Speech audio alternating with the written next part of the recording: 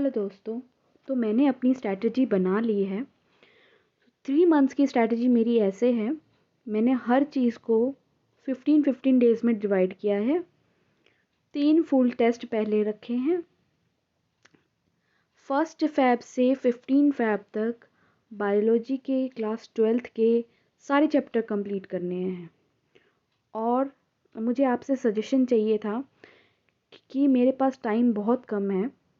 क्या ये सही रहेगा कि मैं खुद से शॉर्ट नोट्स बनाऊं, या क्योंकि एनसीईआरटी ही रीड करनी है तो सिर्फ एनसीईआरटी को ही मार्क करती जाऊं और एनसीईआरटी ही बार बार पढूं।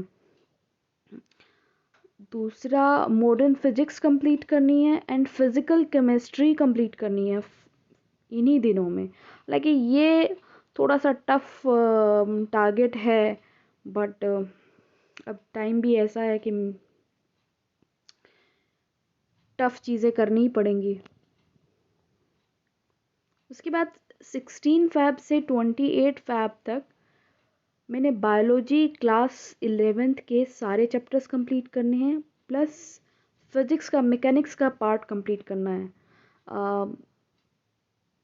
मैं मैकेनिक्स को समझती हूँ, रोटेशनल मोशन तक कंप्लीट करना है मुझे। और इसके साथ साथ जो बायोलॉजी के चैप्टर्स कंप्लीट कर चुकी हूँ वो मुझे रिवाइज़ करने हैं। देन 29 फ़ेब को मैंने फर्स्ट फुल सिलेबस टेस्ट देना है। अब चाहे ऊपर वाला ये कंप्लीट हो या ना हो, लेकिन 29 फ़ेब को मैं फर्स्ट फुल सिलेबस टेस्ट ज़रूर दूंगी। और कहीं से भी अरेंज करना पड़े, I will definitely give this test.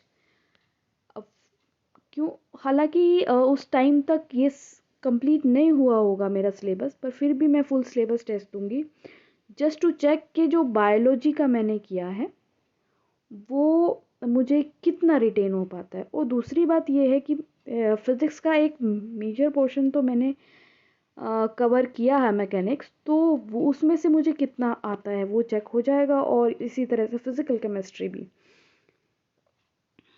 उसके बाद मैं ये इसका रिज़ल्ट आपको बताऊंगी भी।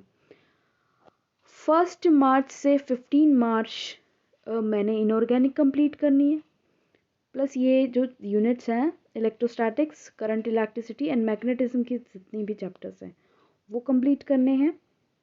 15 मार्च से 30 मार्च मुझे ऑर्गेनिक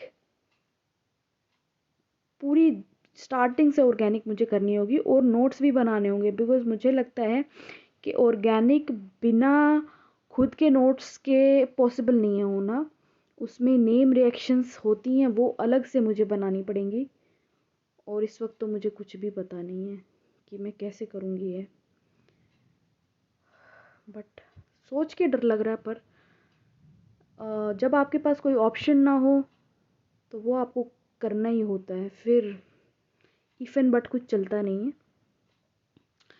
और फिजिक्स में मैंने लिया है रे एंड वेव ऑप्टिक्स। 31 मार्च को मैं अपना सेकेंड फुल सिलेबस टेस्ट दूंगी। ऑनेस्टली इसका भी जो स्कोर होगा वो मैं आप लोगों के साथ शेयर करूंगी। उसके बाद 1 अप्रैल से 15 अप्रैल तक फिजिक्स के जितने भी बाकी चैप्टर्स रह जाएंगे उसमें से, वो मैं सारे नहीं करने वाली हूँ, उसमें से जो मुझे लगेगा कि मैं कर सकती हूँ और इम्पोर्टेंट जिस जो है वो करूँगी। लेकिन फिजिक्स ये बहुत बहुत ही अलग बात है कि फ़िज़िक्स मेरा फेवरेट सब्जेक्ट हुआ करता था, लेकिन अब मुझे फ़िज़िक्स बिल्कुल नहीं आती, ना केमिस्ट्री आती, ना बायो आती।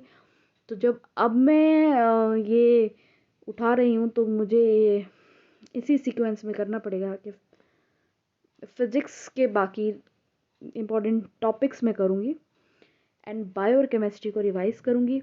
16 अप्रैल को fixed third full syllabus test देना है। उसके बाद 17 अप्रैल से जो मेरा रह जाएगा, जिसमें मुझे लेस कॉन्फिडेंट फील होगा, वो टॉपिक्स बार बार रिवाइज़ करने हैं एंड हर तीसरे दिन मुझे फुल मॉक टेस्ट देना है, उसका एनालिसिस करना है। एंड आई होप कि मैं अपने टारगेट तक, लास्ट मॉक टेस्ट तक पहुंच पाऊँ। Thank you.